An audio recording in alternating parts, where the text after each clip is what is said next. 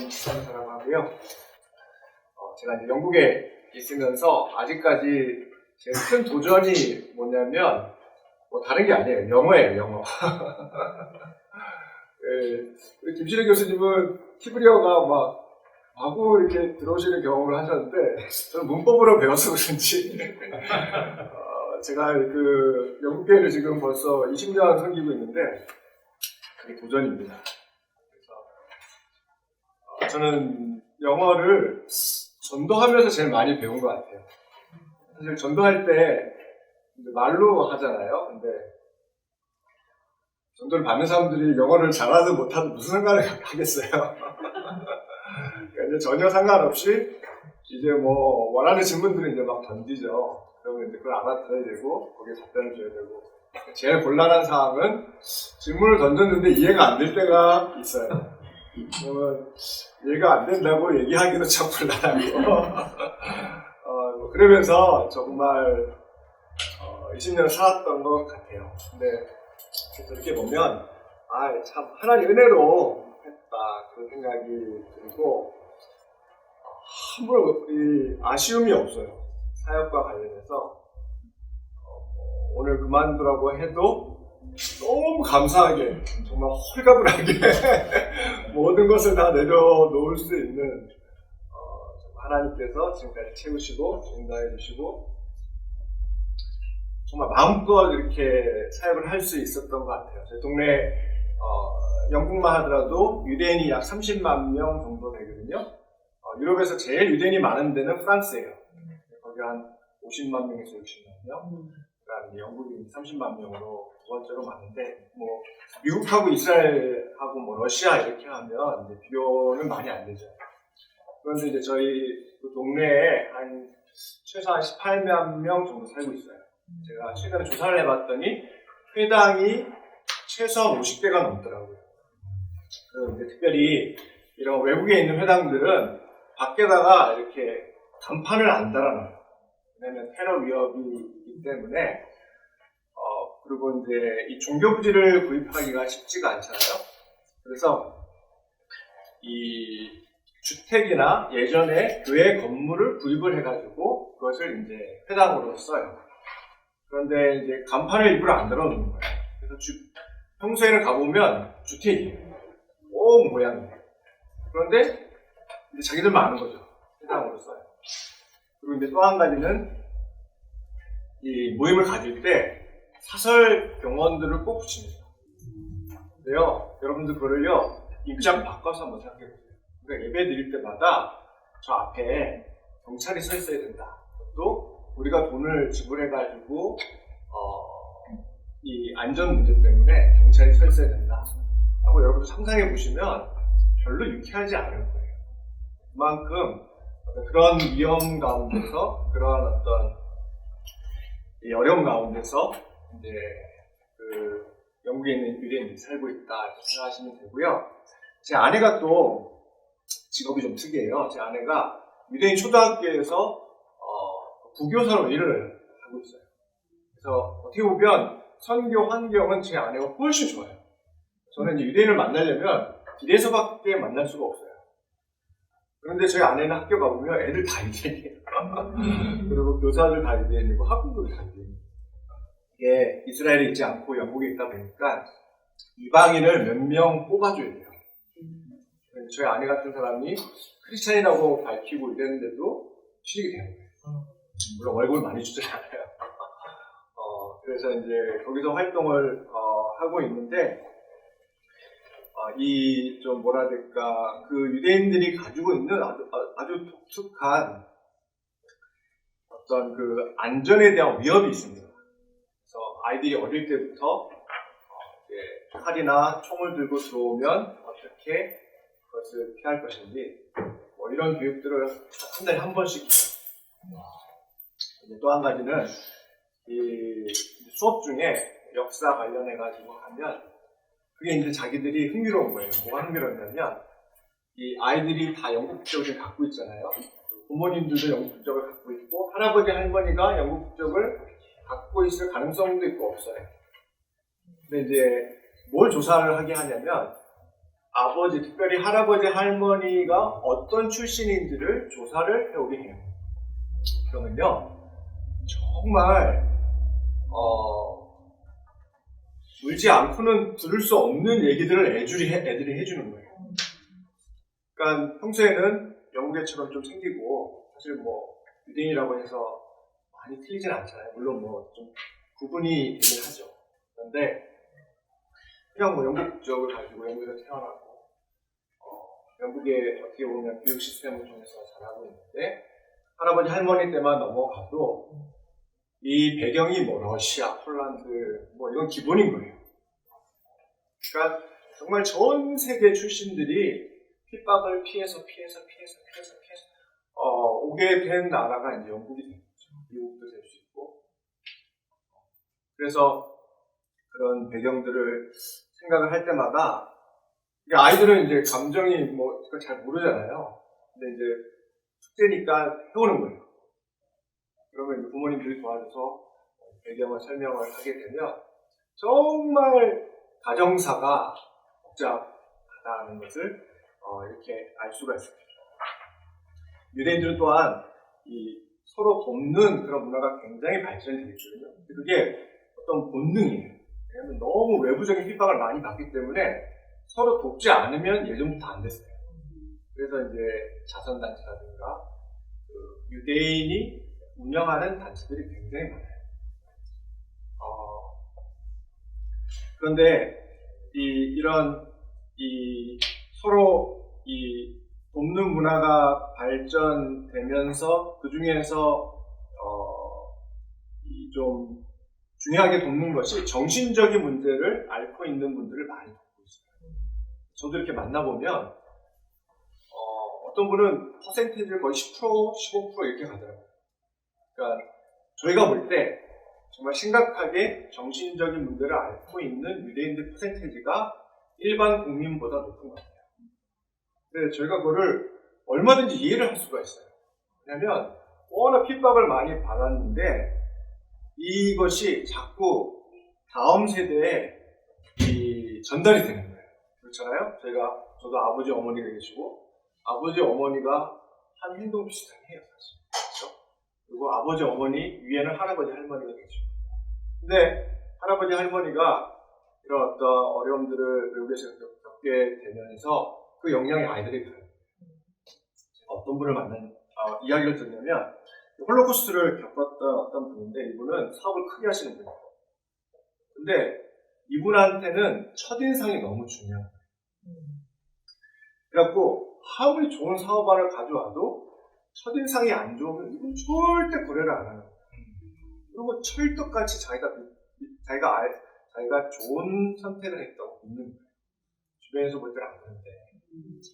너무 답답해가지고 주변 분들이 이제 물어본 거예요. 아니, 이렇게 객관적으로 좋은 사업안을 갖고 있는데 이걸 어떻게 이렇게 단칼에 한번 얼굴만 보고 말도 섞지 않고 판단을 하냐.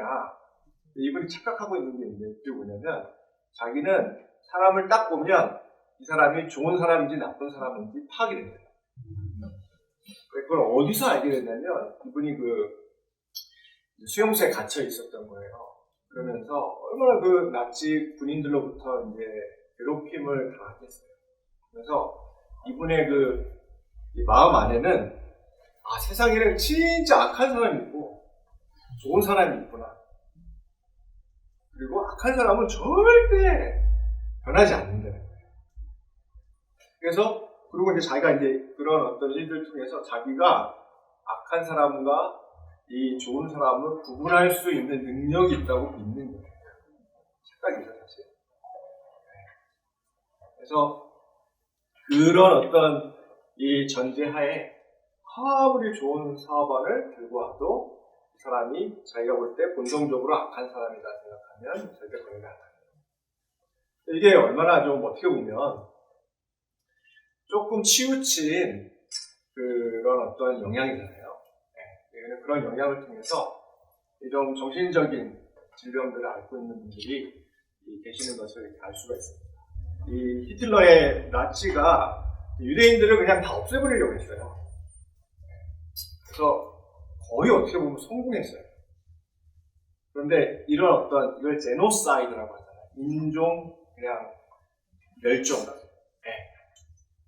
이런 일이 한 번 있으면 회복되는데 최소 100년이 걸립니다. 지금 유대인들 숫자가 많지 않잖아요. 이런 영향이 계속 있는 거예요. 만약에 이런 영향이 없었으면 숫자는 훨씬 더 많았을 거예요. 그래서 그런 상황들이라는 것을 알 수가 있고, 제가 나중에 결론으로 말씀드릴 중에 하나는, 되도록이면 저희가 전도할 때 홀로코스트를 미리 이야기하지 않아요. 왜냐하면 아직도 상처가 너무 깊어요. 그리고 이것이 이제 영어로 로어하다고 하잖아요. 아직도 이게 따끔따끔. 저는 이제 사역을 하면서 또 왜냐면 이렇게 공부를 안 하면 같이 물론 열심히 하는 건 아니지만 이게 내용이 없으면 잘 안 되더라고요. 특히 유대인 사역이. 그래서 이제 책도 읽고 이제 나름대로 이제 하려고 하는데, 책을 읽어보잖아요. 특별히 홀로코스트와 관련해서 읽어보시면요, 이 사람이 지금 흥분하고 있다는 것이 글에 느껴져요. 근데요, 특별히 이런 유럽적 학자들은, 자기가 학자는 제3자 입장에서 보는 그런 이 학문적인 훈련이 다 돼 있는 분들이에요. 그러니까 아무리 이게 자기 문제라도 이것을 이 객관적인 입장으로 두고 그것을 이 아주 철저하게 이 학문적으로 접근하는 어떤 그런 트레이닝이 된 분들이에요. 근데 이 홀로코스트와 관련해서 학자들, 특히 유대인 학자들이 들으실 때는요, 이게 굉장히 개인적으로 돼요. 그 말은 아직 회복이 안 돼요. 정리를 못하는 거죠. 그리고 여기에 대해서 어떻게든 이유를 찾아보려고 본인이 굉장히 노력들을 해요. 하는데 이유를 읽어보면, 제가 이렇게 읽어봐도 이게 과연 이분들한테 크게 위로가 되겠나? 그러니까 좀 설명이 안 돼요. 본인들이 자기들도 이게 설명이 안 되고, 아무리 이것을 좀 이유를 달고 싶어도 이유가 안 되는 거죠. 그런 상황들이 있고, 또 한 가지는 거의 70% 이상이 유대인들 중에 하나님을 믿지 않아요. 세속적인 유대인이라고 하잖아요. 근데 그 중에 중요한 이유가 홀로코스트. 자기들은 하나님이 살아계시면 어떻게 도저히 이런 일이 있을 수가 있냐고 하고 이제 하나님을 안 믿는 거예요. 근데 우리 김준혜 교수님이 정확하게 보셨어요. 그게 하나님을 안 믿지 않아요. 여러분들 얘기를 좀 해보세요. 해보면 화가 나요. 어떤 분 얘기를 드리냐면, 어떤 선교사님이 이제 어떤 유대인한테 전도를 했더니 이분이 말도 안 하고 등치가 엄청 큰 분인데 진짜 자기는 책상에 깨지는 줄 알았대요. 유대인이 책상을 팍 치더래요. 그리고 이분이 좀 당황해가지고 이제 한 발짝 물러나서 이야기를 듣는데, 그 유대인이 뭐 말을 붙이지도 않았는데 목소리를 굉장히 높여서 하나님은 살아계시지 않아! 라고 얘기를 하더래요. 근데 이 선교사님이 처음에 들을 때는 그런가 보다 하고 집에 와서 공부 생각하는데, 이분은 하나님을 믿는 분이구나 이런 생각이 들어요.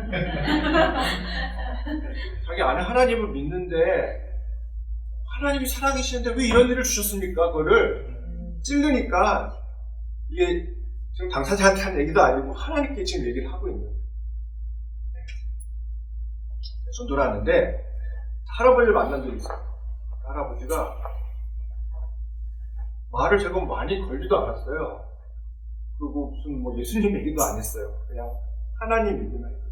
그랬더니 이분이 사람이 이렇게 막 핏줄을 세운다 하잖아요.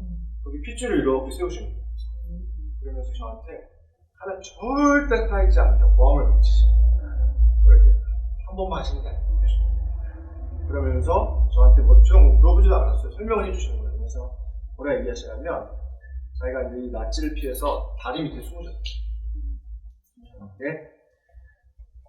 이 나치 병정들이 다리 밑으로 유대인 아이들을 던지기 시작합니다. 근데 이제 그 밑에서 그거를 자기는 몸을 숨겨야 되니까 이제 숨으면서 아이들이 떨어지는 거를 보신 거예요. 그러면서 그날 그 시간에 자기는 하나님이 살아계시지 않는다고 결정했다. 이렇게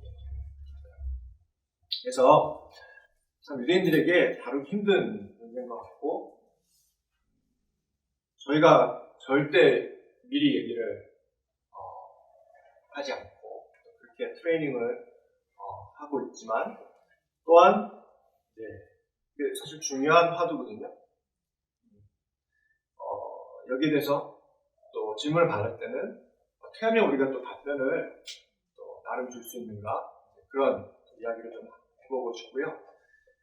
또 한 가지는 이제 그렇게 우리가 이제 이 답변을 줄 때 또한 유념해야 되는 것이 상당 부분 이 기독교의 과오가 있어요.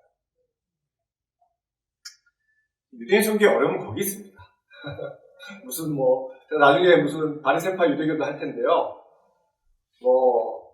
다른 이유는 별로 없어요. 예수님 이름으로 유대인들을 엄청 핍박한 거예요. 근데요, 우리는 알고 싶지 않아요. 그렇죠? 우리가 케어, 우리의 과오를 드러내는 사람들이 많지 않잖아요. 그리고 특히 한국 기독교인들은 별로 관계가 없어요. 그렇죠? 우리가 핍박한 적은, 직접 핍박한 적은 없어요. 지금도 유대인들이 한국에 100명, 200명밖에 안 되니까. 그런데요, 유대인들은 너무 정확하게 알고 있어요. 그리고 더 중요한 문제는 그것을 역사적으로, 객관적으로 보면 부인할 수가 없어요. 뭘 부인할 수가 없냐면 기독교의 어떤 그 맥락이 정확하게 홀로코스트에 있습니다. 심지어 유대인들은 히틀러도 기독교인이라고 믿어요. 우리가 좋아하든 말든.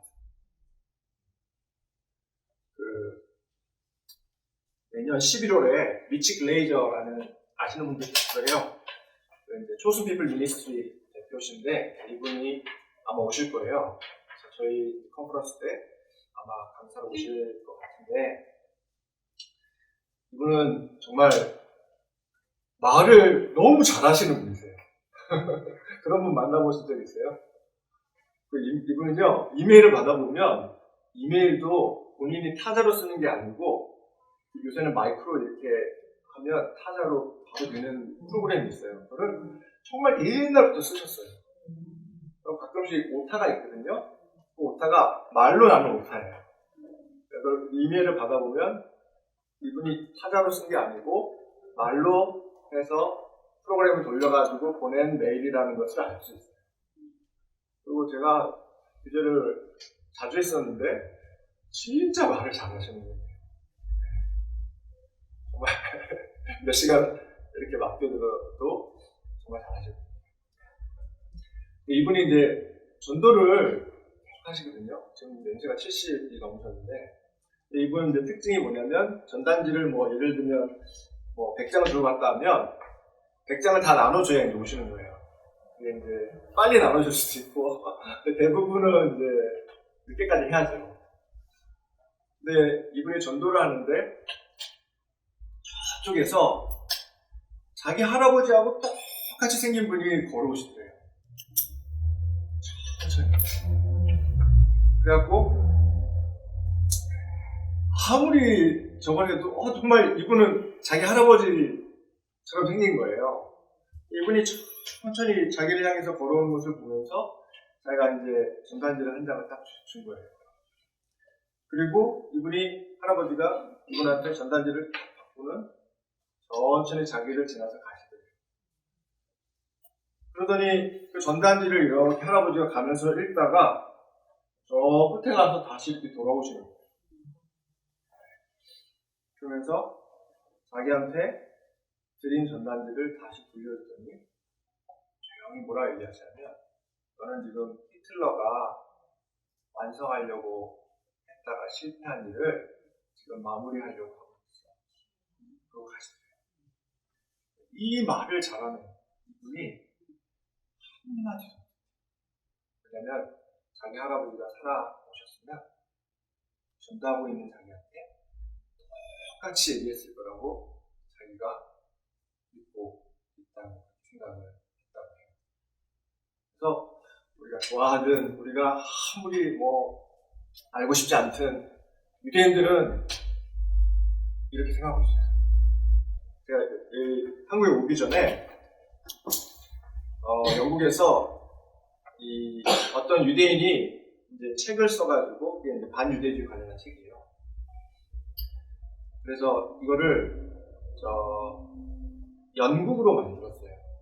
근데 이게 막 너무 좀 뭐라 될까, 자, 있는 그대로 유대인들이 느끼고 있는 그대로, 그러니까 이제 어떤 식으로 이걸 책을 썼냐면 유대인들 찾아가서 인터뷰를 다 한 거예요. 반유대주의에 대해서 이 사람들이 어떻게 생각하는지, 그리고 실제 무슨 일을 겪고 있는지 이런 인터뷰를 다 한 거예요. 아주 다양한 사람. 그리고는 그 책을 내고 그 책을 이제 영국으로 만든 거예요.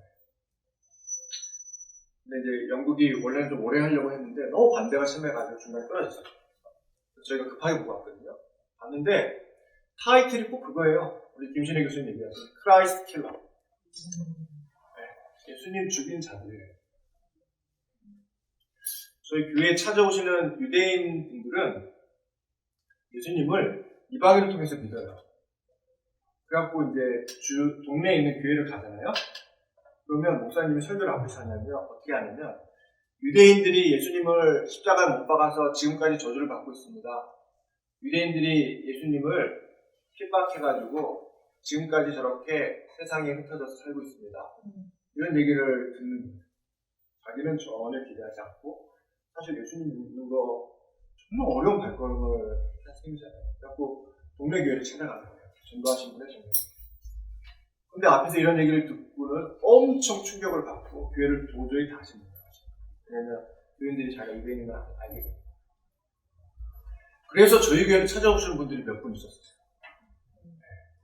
왜냐면 저희 교회는 그렇게 안 가니까.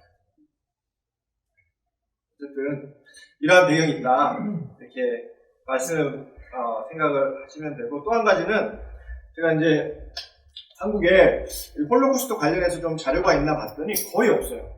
한번 찾아보세요. 거의 번역도 안 돼 있고 책도 거의 없어요. 제가 이 주제가 왜 중요한지 여러분들에게 말씀을 드리려면, 이게 사람의 민낯을 볼 수 있는 사건이에요. 교회가 제일 좋은 곳이기도 하지만 제일 위험한 곳이잖아요. 교회에서 제일 좋은 모습만 서로 보여줘야 돼요. 근데 우리의 민낯은요, 거기 있지 않고 밤에 혼자서 침대 위에 앉아가지고 보는 유튜브가 뭔가, 거기 우리 신앙이 달려있어요. 저 유튜브를 안 보면 제일 좋지만 그런데 우리 민낯을, 우리 사람의 얼굴을 홀로코스트를 통해 알 수 있습니다. 이게 왜 심각하냐면요, 그 당시 제일 잘 나가는 유럽에서의 국가가 독일이었어요. 지금도 한국은 잘 모르겠는데 유럽에서 이런 상표가 있어요. 삼성, 현대 이렇게 상표를 붙이는데 이 상표는 메이드 인 저머니예요. 그러니까 독일에서 만들었다는 거예요. 그리고 상표는 글이 굉장히 작아요. 이 얘기는 뭐냐면, 일단 독일에서 만들면 사람들 다 인정해 주는 거예요. 독일에서 제일 좋은 거를 지금도 만들고 있어요. 그렇죠? 벤츠, 아우디 다 독일 거잖아요. 그리고 이렇게 제가 독일을 2번 갔었거든요. 진짜 독일에서 살고 싶더라고요. 거기는요, 벽도 얼마나 두꺼울지 몰라요. 그래갖고 밖에 춥건 덥건 간에 건물 안에만 들어가면 너무 살기가 좋아요. 환경도 좋고, 뭘 만들면 진짜 장인정신을 가지고 잘 만드는 데가 독일. 그래요. 이 홀로코스트가 터질 그 당시에 유럽에서 제일 잘 나가는, 근데 그 잘 나가는 게 공업뿐만 아니라 이 예술, 뭐 음악, 철학, 제일 잘 나가던 국가가 독일이었어요. 또 그 당시는 이 르네상스 이후로 인류에 대한, 사람에 대한 자신감이 있던 때였잖아요. 그래갖고 우리가 과학 문명을 계속 발전시키면 정말 나은 세상, 정말 이 유토피아가 있을 것이다. 어떤 그런 좀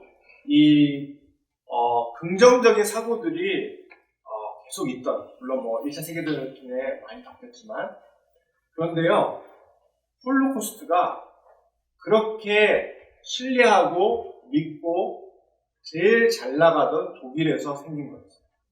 근데 왜 이게 더 심각하냐면, 그냥 무슨 우연적으로 그냥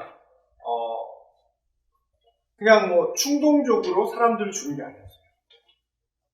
특별히 나중에 이제 가스실이 이제 생기게 되잖아요. 여러분들 기회가 되면 꼭 독일이나 폴란드 수용소에 꼭 방문해 보세요. 우리의 민낯을 아마 볼 수 있을 거예요.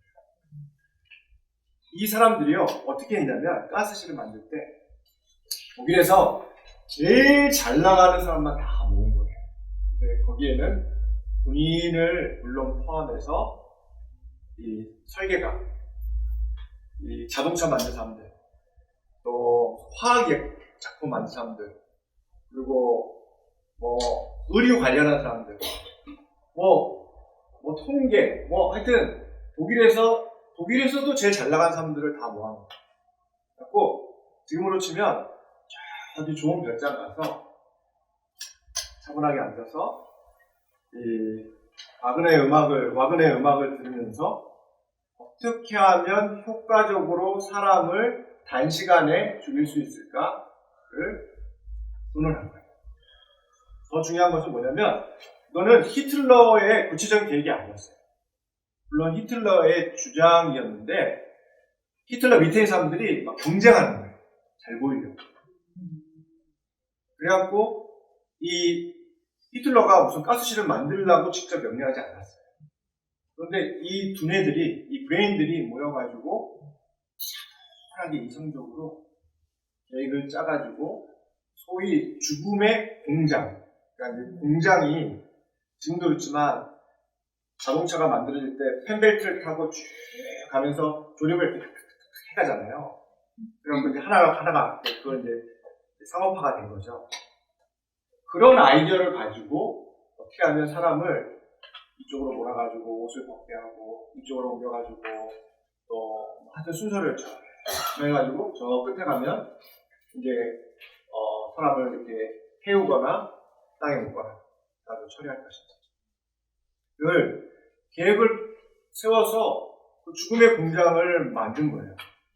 그리고 그것을 가동한 거예요. 그러면 기계적으로 아무 감정 다 내려놓고 사람을 줄을 세워가지고 저기서부터 쭉 타고 오면 이쪽에 가면 죽어요. 그래서 어떤 이 사람이 얼마나 우리의 죄가 본성이 얼마나 악한지를 이 홀로코스트를 통해 우리가 좀 볼 수가 있습니다. 이 제1차 세계대전 전 유럽에 유대인들이 있었는데 특별히 동유럽, 특히 폴란드에 집중이 되어 있었습니다. 저희도 아이 둘을 영국에서 낳거든요. 그래서 아이들이 클 때 자기들이 한국 사람이라고 전혀 생각을 안 해요. 희한하죠? 자기 영국 사람이에요. 근데 자기가 한국 사람인 걸 언제 알게 되냐면 제가 픽업하러 가면 알게 돼요. 또 자기 얼굴을 보고 이런 게 아니고 지 얼굴을 보고 얘가 왜 이랬지? 얘는 아빠 어떤 애들은 저희 애들은 그렇게까지 안 했는데 아빠 엄마 보고 피하는 애들이 많았어요. 왜냐면 자기는 하루 종일 영국 애라고 생각하고 영국 애들하고 놀고 거울을 안 보잖아요. 그랬는데 부모님이 오면 자기가 딴 사람인 거예요. 그러니까 도망가는 거죠. 근데 어쨌든 이 유대인들이 1세대뿐만 산 게 아니고 10세대, 20세대, 그러니까 2000년 동안 지금 해외에 산 거잖아요. 그런데도 이 유대인의 정체성을 지켜야 하는 거예요. 그렇죠? 근데 그것이 어떤 종교적인 소수 집단의 구성원이면서도 둘러싼 이 사회에 깊숙이 이제 융화됐던 것을 알 수가 있습니다.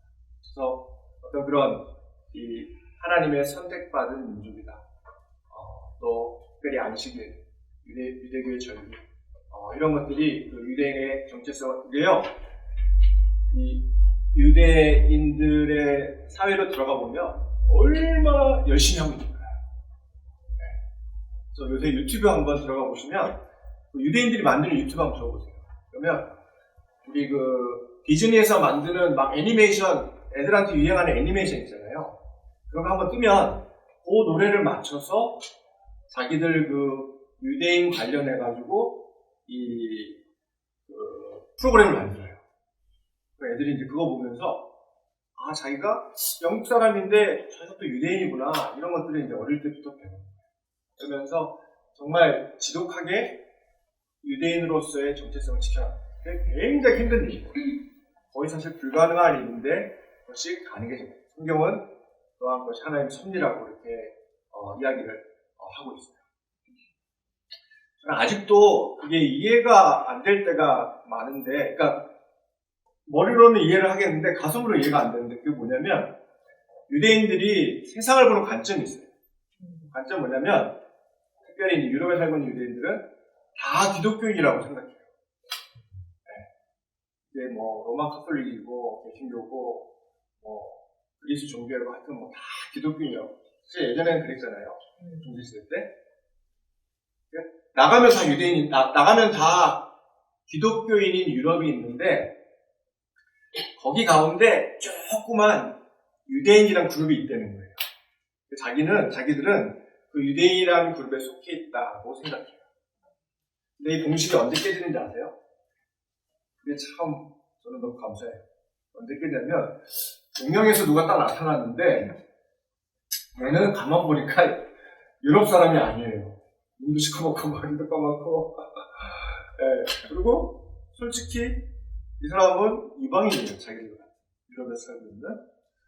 그런데 얘가 예수님 믿는다는 거예요. 그리고 자꾸 다가와서 뭐 자기는 이스라엘을 사랑하느니 막 히브리어로 노래를 하질 않나.